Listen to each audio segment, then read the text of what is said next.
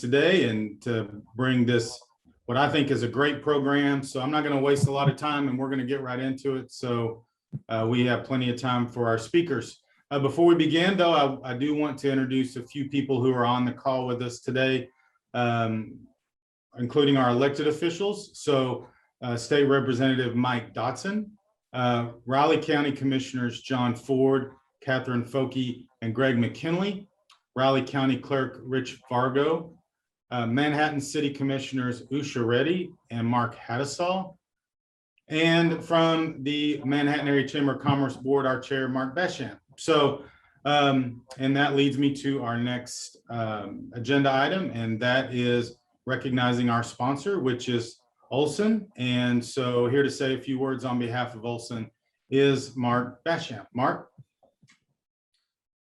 Thank you, Jason. Good morning, everyone. Again, my name is Mark Basham, and I'm with Olson. And it's good to sponsor this great event and look forward to our speakers this morning. I am the Business Development Senior Leader for Olson here in Manhattan. Olson's a nationally recognized top 100 engineering and design firm. We maintain offices in 9 states, included 4 offices in Kansas, and have completed projects from coast to coast.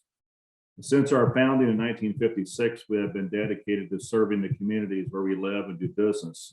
And just a few examples of that, some projects here in Manhattan, which a lot of you have seen the Aggieville parking garage going up, and it went up very quickly, but there's a lot of work to be done with that project, and looking forward to seeing its opening and seeing the economic impact it has and it generates on the community. Improvements to Bill Snyder Family Stadium, South End Zone with the Shamrock Zone being an addition to the stadium. What a great addition. Looking forward to seeing, hopefully you get a chance to see that here when the season starts, or even tonight if you want to go see the tour. Some projects, if you really don't see, that have large impacts, lower storm sewer projects, just like the one that was installed on 6 straight points, Houston Street last year. This was provided some much needed stormwater protection for downtown. And I bet it got tested last night.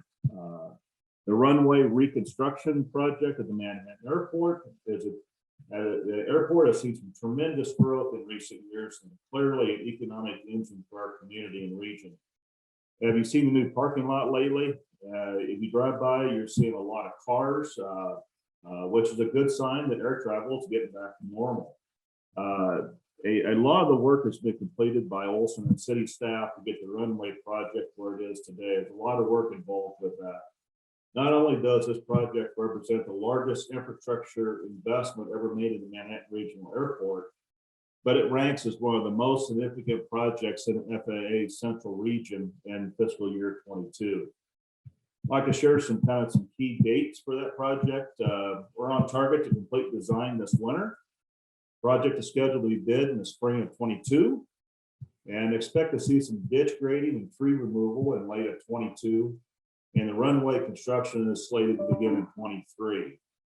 To provide some additional support to the runway reconstruction and airports in general, Olson has added an engineer in the last 2 weeks to our aviation team in Manhattan, starting the move for the future addition of some additional staff to serve our campus clients.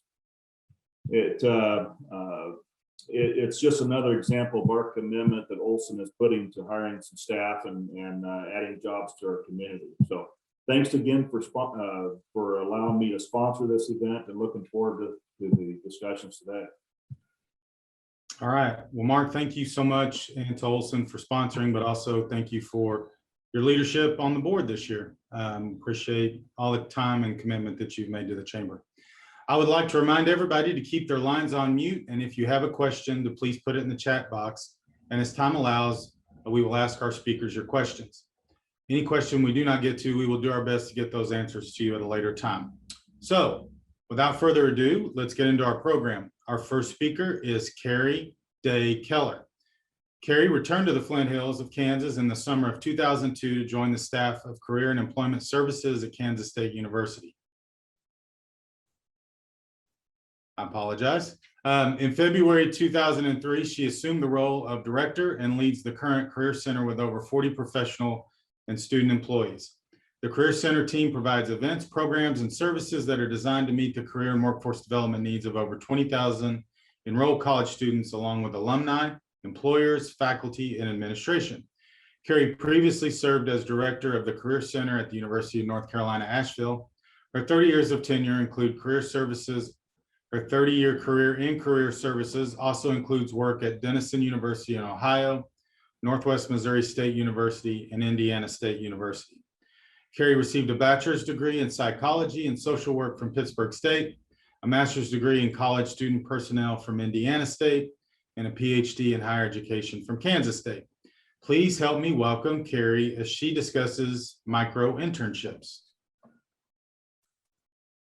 Good morning, all. Are you able to hear me okay? A thumbs up?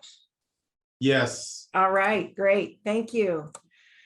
So, and that's another good one. So I don't know about you, but I am just a little bit worn out by all the new language of our COVID lockdown experience. Pivot, new normal, Zoom, unprecedented, super spreader, and now here I am introducing another trendy term, micro-internships. What the heck are those? So micro-internships are described as short-term paid professional assignments that are similar to those given to new hires or interns. Micro-internships enable career launchers, also known as students, to demonstrate skills, explore career paths, and build their networks. Unlike traditional internships, micro-internships can take place year-round, typically range from 5 to 40 hours of work, and can last for several days or just a few weeks after kickoff. Micro-internships are used by companies ranging from those in the Fortune 100 to small businesses like many in the Manhattan community. Micro-internships can focus on projects related to sales, marketing, technology, HR, finance, and much, much more. The Kansas Micro-Internship Program is facilitated via the Parker Dewey platform, which I hopefully am showing on screen right now. And that specifically connects Kansas business and industry with Kansas college students, with support provided by the Kansas Board of Regents and the Kansas Department of Commerce and the DeBruce Foundation. Kansas-based employers who select eligible undergraduate students from any of the 32 public colleges or universities may be eligible for a 50% matching grant to cover up to $250 of the project compensation paid to their student interns. That's an old term, free money. If you want to expand your recruiting pool to access diverse talent with 21st century skills, micro-internships could be an advantage. If you want to get creative with your staffing efforts that could maybe, just maybe, lead to keeping a K-Stater in Manhattan, micro-internships may be perfect for you. Some of the current micro-internships available to students through Kansas Micro-Internship Program, through the program, are a video and photo content intern for the United States Tennis Association in the Missouri Valley, a mechanical engineering drafting micro-internship with Precision International in Iola, a project researching diversity best practices for the Tallgrass Film Festival or the Tallgrass Film Association that does a festival out of Wichita, and creating another project currently posted has been creating a video for our own Flint Hills Regional Council. There are currently more than 600 students registered for the program. We expect those numbers to increase significantly this fall, especially as students return to our campuses and more employers learn about the program through opportunities like this one. If you aren't convinced yet, then you'll have a hard time resisting after you hear from K-State's micro-internship star, Lily Abadar. Lily has now done 3 micro-internships through the Kansas program and has completed 5 more with other organizations. As my comments come to a close, I hope we'll be able to hear directly from Lily. So we're going to see if this is going to work as we find Lily on, she's actually profiled on the Parker Dewey webpage. And so we're going to give this a try, Charla. Let's see if this works.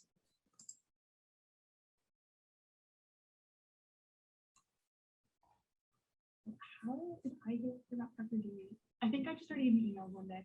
I honestly think that's how. I really don't remember. You might turn your computer up just a little bit, Kerri. All I know is I just started getting emails one day, and then there were a few emails, and it was like, hey, these are great options because they're in the state of Kansas. And I was like, oh, cool, like what's going on? Like, let's check this out. And then I was looking more into it, and I was like,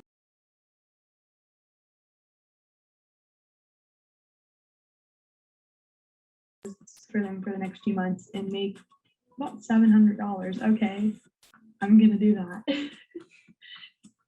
Did that work, Charla? I think we got some of that, so we can All make right. sure that we get the I'm going to log to people. I'm going to play one more that's just a minute long, and it is specifically about advice to share with Kansas companies. So we'll see if you can, and then we'll share this this web address as well. Perfect. I would like highlight somehow like in your like little description section of either like the job or the like a little about the company blurb, just like kind of highlight that whatever opportunity this person would work on, have them like understand like that is impacting their local community, whether that's 30 minutes away or 4 hours across the state, like that's affecting people in like their everyday lives.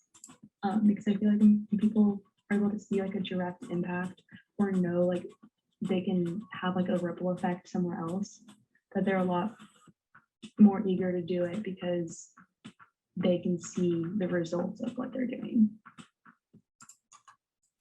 All right, well, that's probably another classic COVID experience, Zoom experience there, as you may not have been able to hear that as well as I had hoped you could, but I have dropped the web address in the chat. And I also just want to finish by saying you can learn more about the Kansas Micro-Internship program and other ways to connect with K-State talent by visiting the K-State Career Center website at ksu.edu/career center.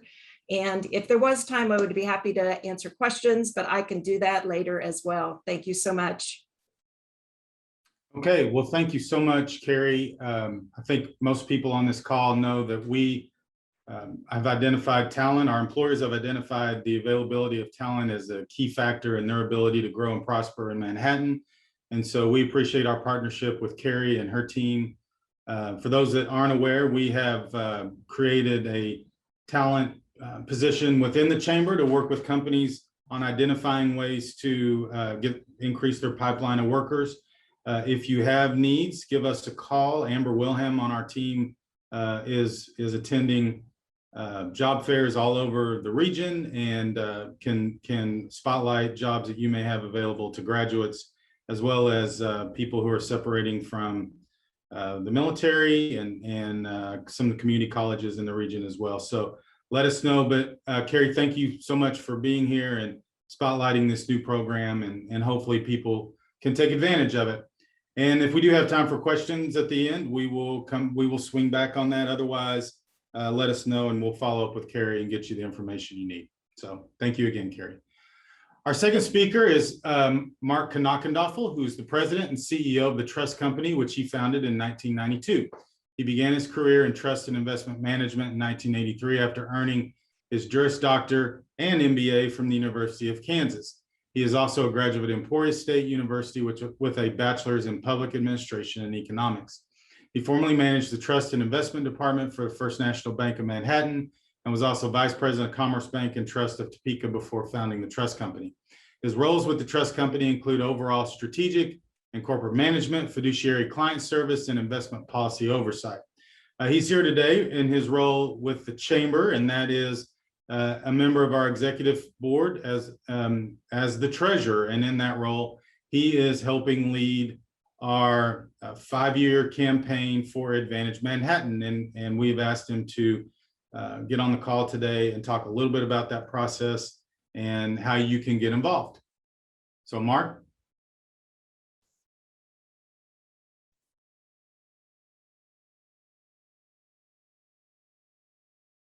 Mark, I think you're on mute. Okay, very good. That better? Yes. Okay, great. Thank you. Well, again, thank you for allowing me a few minutes to talk a little bit about our Advantage Manhattan campaign. This is the fifth iteration of this 5-year campaign, and one of the things that we first tackled was, do we want to do another campaign? Is there a need out there? And if so, what's the nature of that campaign?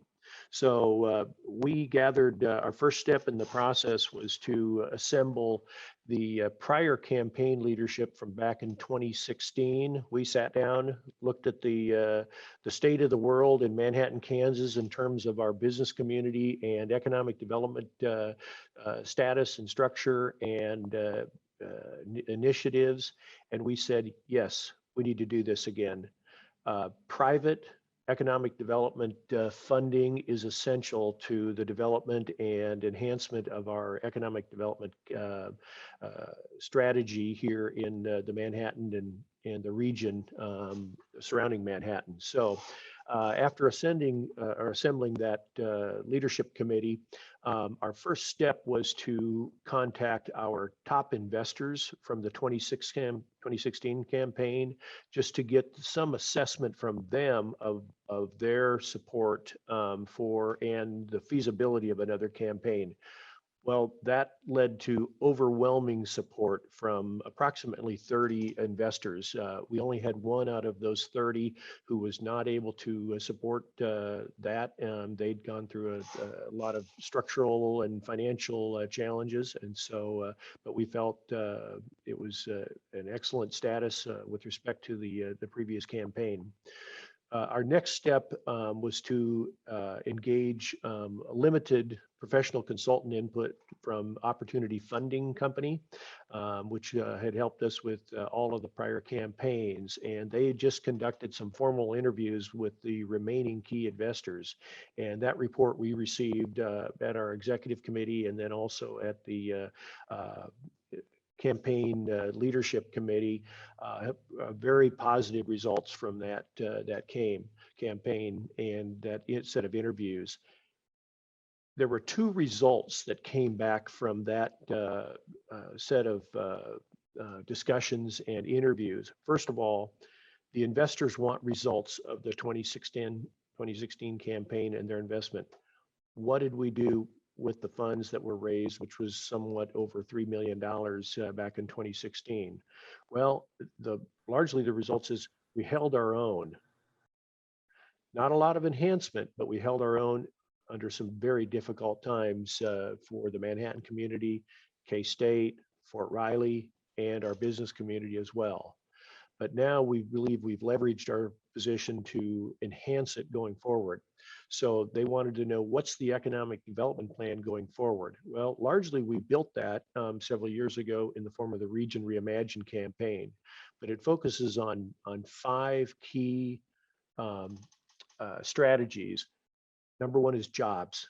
We need to add jobs within the community. Secondly, we need to expand and retain our current businesses that we have within the region. Finally, focusing on entrepreneurship and the development of new leaders, new business leaders, new initiatives to build our business community. Finally, innovation, and that comes in the form of lots of new types of strategies and businesses. The one that would be at the top of that list would be NBAF. Finally, talent attraction and recruitment. We have lots of talented people coming out of K-State, out of Fort Riley, out of the region, and we need to both recruit and attract them to the Manhattan area. Fortunately, we are in good hands. New leadership within the Chamber of Commerce, led by Jason Smith, but also Darren Solden. Jason just mentioned Amber Wilhelm and also George Kant, and they are going to be great leaders within our campaign. So the final point I want to make is, although technically, and Jason and I talked a little bit about this, we are really in the silent phase of the campaign. I guess it's probably not so silent if I mention that now. We're probably at about $2.5 million of commitments at this point. And so with a goal of somewhat over, again, 3 million, we felt if we could hold our own, we would be doing well. But I think it's probably going to be north of that number in terms of private funding that will be provided through our investors. So stay tuned. We'll be calling you. Thank you.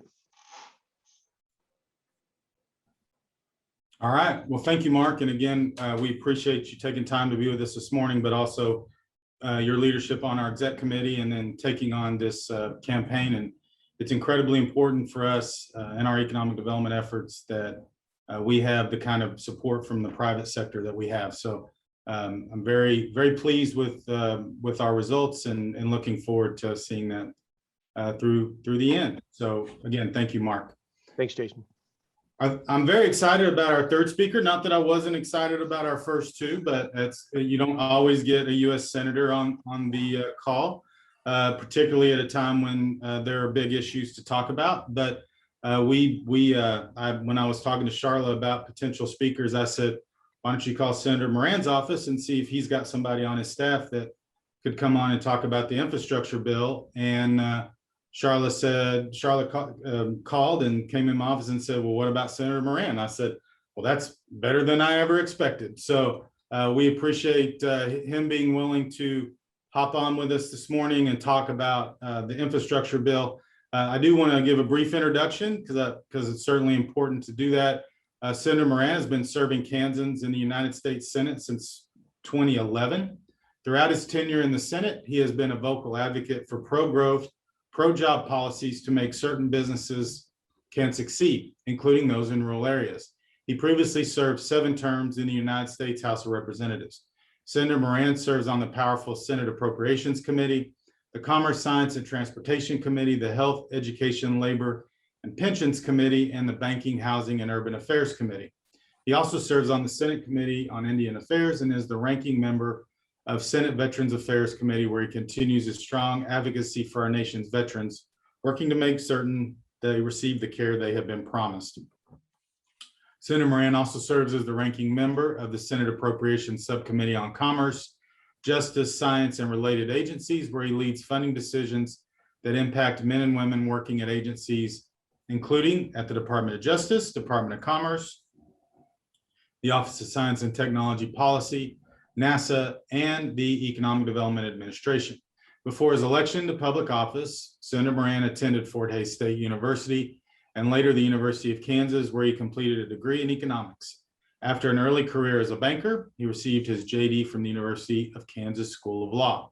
Jerry and his family live in Manhattan, which we're very thrilled about. And we are, again, very pleased that he could take a few moments to join us today to give us an update on this incredibly important legislation that's being considered. So with that, I am going to turn the virtual podium over to Senator Moran. Jason, good morning, and good morning to my fellow members of the Manhattan Area Chamber of Commerce. I'm pleased to be with you. And Jason, I'm always looking for an opportunity to further engage in what is now our hometown. And I appreciate what the chamber does. And I appreciate the opportunity to be not only a member, but would welcome the chance to engage more with chamber members. And thanks for the opportunity to do so this morning from Washington, D.C. While I'm really supposed to be on the air with you for about 10, 15, 20 minutes, I spent the last 10 or 15 minutes trying to get the lighting right, my hair combed. I'm tired of Zooming. It takes so much effort to get comfortable looking at yourself. And I'm anxious to be in person with any and all of you in the near future. The Capitol is beginning to open up. I had several visitors in my office yesterday in person. We had a group of high school students from the Kansas City area on the Capitol steps a few days ago. And whatever normal might become, we're getting closer to being there. But this has been an opportunity for me to utilize technology to stay in closer touch with Kansans. I thought you gave me a polite and respectful introduction until you got to the point of announcing my alma mater. And I am wearing my purple tie today, and I can tell you that while I have a degree from a different university, both our kids went to K-State, and all my money went to Kansas State University. And we care a lot about it for the benefit of the Manhattan area communities. But what happens at Kansas State University has a huge consequence on what happens in Kansas. And so we are a cheerleader and supporter, and want only the best to occur at Kansas State University. I was going to tell you that we have an office in Manhattan, have had since I was elected to the Senate. We are tenants of the foundation building. Kristen is on this call, and she is my leader in Manhattan in that office. She was there prior to about a month ago. With her was James Kelly, who has been promoted to be my chief of staff. So you have somebody who lived in Manhattan and worked in Manhattan that has reluctantly decided to move back to Washington, D.C. and take a more significant leadership role. And Jake Wessel, who is a K-State grad, a recent grad, and a former intern in our office, a former Barry Flinchbaugh teaching assistant, is returning from Washington, D.C. Jake is on this call, as is Kristen, as is James. And Jake is returning to Manhattan and will join Kristen in our office there. So we will be once again fully staffed with two wonderful, great people who care a lot about our region.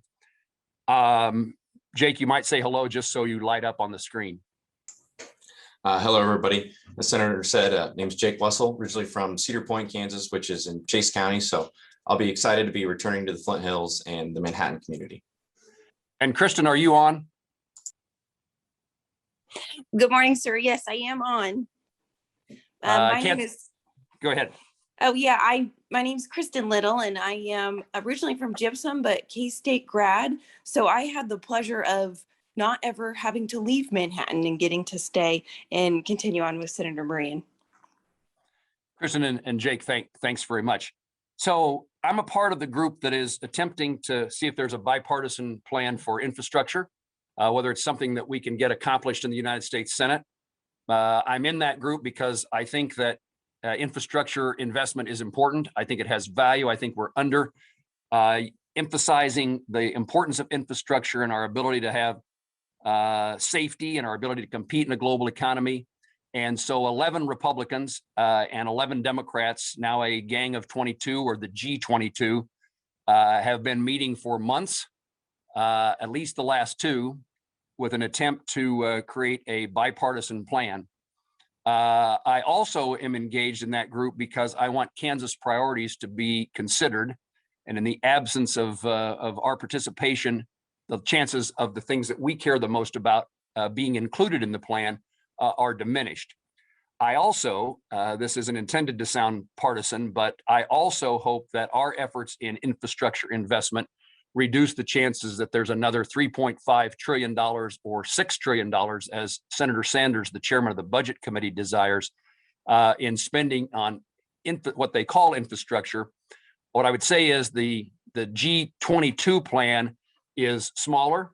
It is less, I wouldn't say encompassing. It deals specifically with things that are considered traditionally and historically as infrastructure, and not in a list of just everything that anybody in the United States Senate might want to invest money in. I'm sure many projects that would be funded by $6 trillion or $3.5 trillion would have supporters. But my view is that with the amount of money that we spent on COVID relief, it is not the time to do another multi-trillion-dollar bill. We need to get our financial house in order, and I'm significantly concerned about the return of inflation and what that means to Kansas consumers and to Kansas businesses. So this is a more focused plan. It is a smaller price tag plan, and it is designed to deal with the things that are the most important in what we all historically would consider infrastructure. It is a increase by $579 billion in increased spending on fiscal infrastructure. Roads, bridges, and motor major projects are the largest component of that. That's $360 billion. It is airports, a continual issue in the Manhattan community.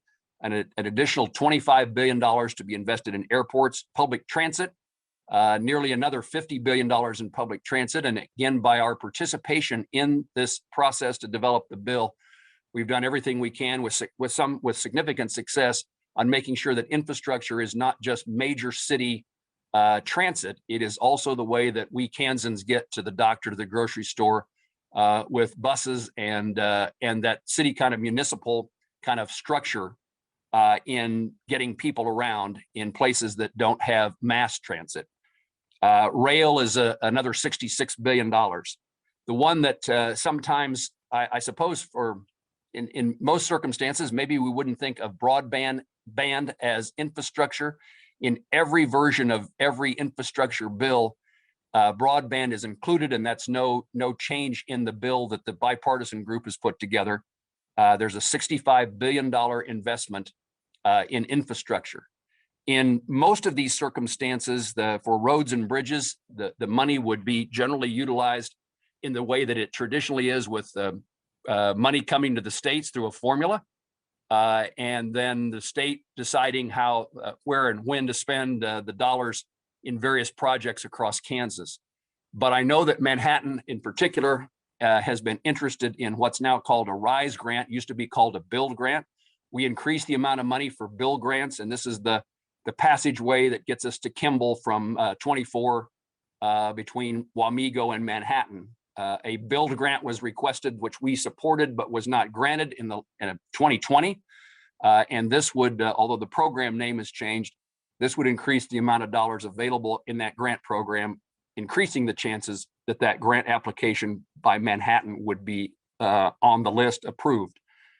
It is in regard to airports. Again, we have an ongoing conversation with Manhattan and its airport authority, and additional dollars come to the category of airports, and it's both. It's $15 billion additional dollars for airport improvement program, which is the program that we generally access federal funds from. It's a $5 billion increase in a discretionary program for airport terminals, and it's a $5 billion increase for FAA equipment and facilities, all of which the Manhattan Regional Airport would qualify for potential funding. I would indicate just on that topic that, and if Ron Fear is on the call, we agreed yesterday, I don't know that he knows this yet, to support an application through the airport runway for airport runway reconstruction. It's through the Defense Community Infrastructure Program.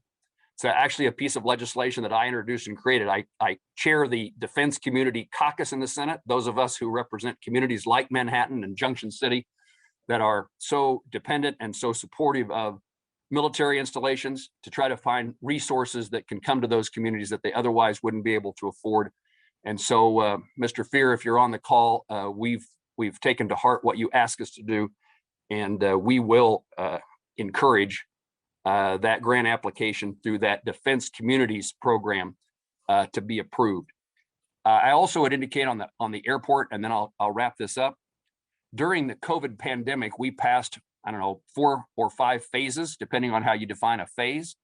And out of that money for airports, we were able to provide $1.1 million to Manhattan Regional Airport to recover from COVID, and another $350,000 grant that we got from the Department of Transportation for runway expansion. So infrastructure is alive and well. Again, I guess maybe I should wrap up by saying we met this group of 22 this week on Tuesday. I think the process is working reasonably well. It seems that we're still all committed to getting a result. I reserve the determination of whether this turns out to be a good bill to determine how I vote on it, but I'm fully engaged in the process, and I want an infrastructure bill to succeed and to pass in a bipartisan way. It'd be a great gift to the country if we could demonstrate that we have the capability of working together, especially on something that is so broadly supported and so desirable for our country's well-being. And remain optimistic that is certainly an eventuality that can occur. Be glad to participate in the program, Jason, however you'd like for me to do. All right. Well, Senator Moran, thank you again for being with us today. And in this hyper partisan environment, thank you for looking for solutions. The Manhattan Chamber is a solutions organization, and we certainly appreciate elected officials who approach their duties in that capacity. And so thank you for being one of those individuals. In regards to the infrastructure bill, what is the timing for consideration for that, and what can we do to help in that effort?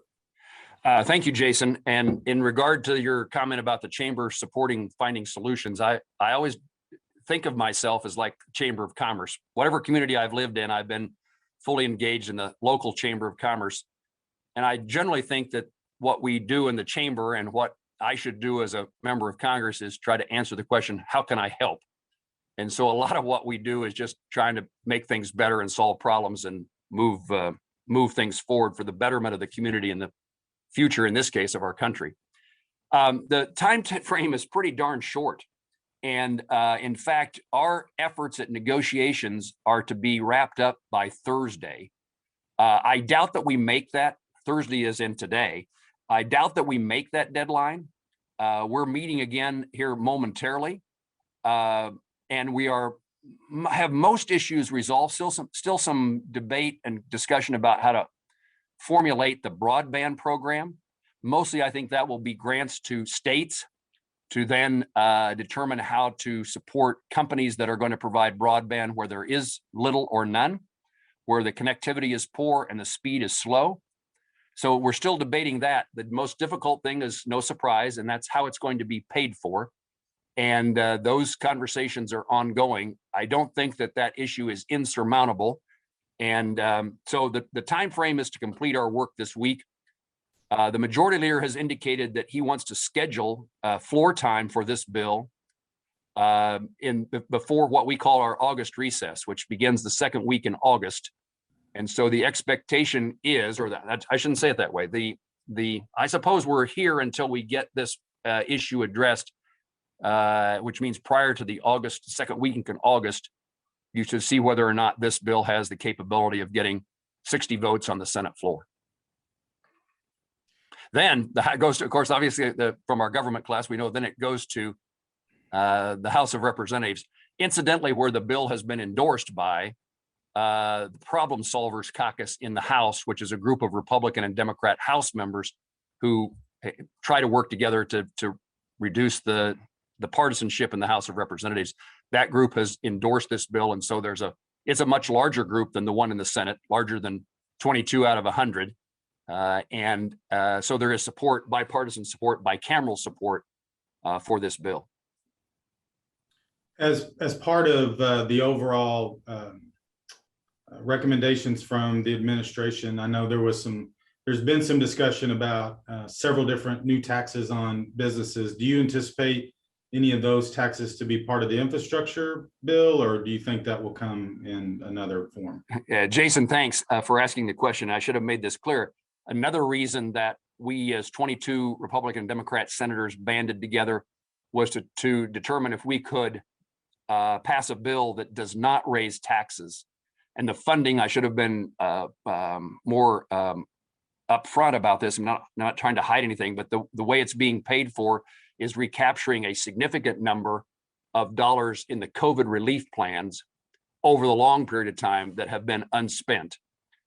And a public-private partnership that allows the private sector to invest, but get the interest rates and credit capabilities of the federal government in borrowing money. And then just a number of kind of more modest kinds of things that would increase revenues to pay for the bill. I would say that in order to get probably any Republican vote, and I think this is known, I mean, the Democrats have their issues that they can't cross and Republicans have their issues they can't cross.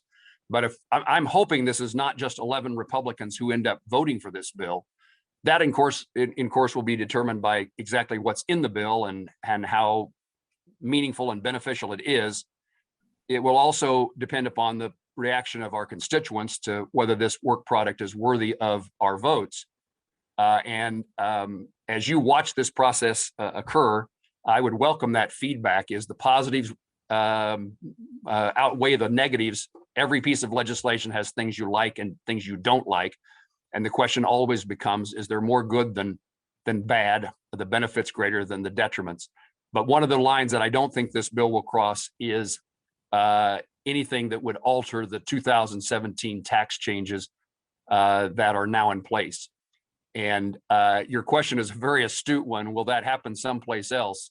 And I think that's where you will see the pay for occur by perhaps significant tax increases in the broader Democrat only. I don't think there's a Republican senator who will vote for the $3.5 to $6 trillion broad-based, I don't know, it's not a very good description, this wish list, in my view, of the bill that the Senate began reporting last night. The difference here is, I mean, I'm sorry, there's nothing that I always tell Sue Peterson I want to be a professor because I have 55 minutes instead of 20. And in this case, what the Democrats are trying to do is this all huge, expensive, broader bill that costs someplace between $3.5 and $6 trillion. And in order to get that passed, because there won't be a Republican vote for that, they have to get all 50 of their Democrat senators plus the vice president to vote for it. So they got a challenge in putting together a bill that every Democrat senator will vote for. But if they are able to accomplish that, my best guess is it will include significant increases in taxes, and particularly undoing, at least in part, the 2017 tax changes. Okay, well, that's something obviously we are going to want to monitor. So as we talk to your staff, we'll try to keep our members informed about what's going on. Jason, thank you. And I mean, I want to highlight something I said perhaps poorly, which is a reason to do a bipartisan bill like this is we have 22 senators who've agreed that we can come up with a way to pay for increased infrastructure investment without raising taxes on individuals or businesses. And sometimes that sounds like pie in the sky to me, but there are ways by reducing spending someplace else that we can accomplish that. It would be a sad outcome if we are increasing our investment in infrastructure, which is a growth policy, but it's undermined by raising taxes, which is a growth diminishing outcome. Those two things would be at conflict. Can we get it where all of this is designed to grow an economy, put more people to work, and make America a more competitive country in the global economy? We obviously agree with that. On a couple of your other comments, first of all, I just want to say a big thank you on your support for the Defense Community Infrastructure Grant application. Some of our members may have heard us refer to that as the DCIP grant, and our own team has been working on that with Ron and Fort Riley. So we're thrilled that application is moving forward and hopefully will be considered. But I also want to give you kudos along with our other legislative representatives on the recent announcement. In fact, I think it was yesterday on the administration leaving MSAs exactly as they are. And I know there was a lot of people on the call may remember that at one point there was some discussion about changing the rules on metropolitan statistical areas that would have eliminated Manhattan as an MSA. And we know you, along with our other elected officials, have worked really hard to make sure that didn't happen. And we found out yesterday that is not going to happen. And I don't know if you have any comments on that or not. No, that's a great development. I'm glad that you know that. I wasn't certain whether that had become public, and I'm delighted by that success. We have these issues every once in a while in Kansas, the rural state that we are, and the consequences in the access to grant money, the consequences to the private sector and where they look for locations. From as important as manufacturing company and access to workers, to whether or not a brand of a restaurant decides to locate in Manhattan or some other community is often determined by these statistics, these designations. And I sort of say I chair, in the Republican days, I chair the committee that funds the Department of Commerce I'm now the ranking Republican on the committee that funds the Department of Commerce, and we're pleased that they paid attention to us. We are too. So, and we won't have to face this issue again for at least 10 years. Senator, any last comments you want to make, or things that we should be watching out for over the next 6 months? Perhaps it's an infrastructure question, but unrelated to the infrastructure bill that we're talking about. We continue our efforts in the funding process. I'm an appropriator for the Department of Defense, and I would just let my fellow Manhattan citizens know that a huge priority for me and for our office is ever increasing investment in Fort Riley. And we've had success with Irwin Army Hospital. We've had success with 2 new schools and a 3rd one on post that has been announced. And now we're turned our attention toward improving housing and barracks at Fort Riley, all with the goal of certainly caring for those who serve our nation and their families, but also for the significant economic opportunity that if we get Fort Riley in a position in which there's no excuses that the next brigade should be at Fort Riley, that it would be if we can return our 3rd brigade, that would be a great development for the community. And Fort Riley is well poised for that to happen. We're just making sure that we cross our T's and dot our I's and make sure that it is the most desirable location.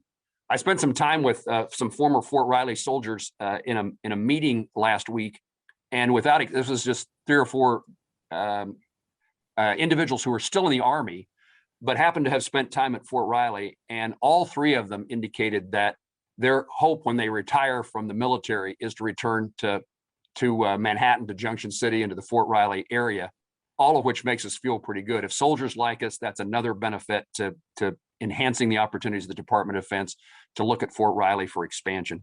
So good stuff that can still come and grow our economy. You mentioned earlier INBAF, and we are delighted. I was there and toured, I don't know, a month or so ago, and we're on path for something that is not only a state-of-the-art facility that protects our country and its citizens, but a great driver in economic development, growth, and job creation for all the agro science and agricultural businesses that can grow up around this new laboratory.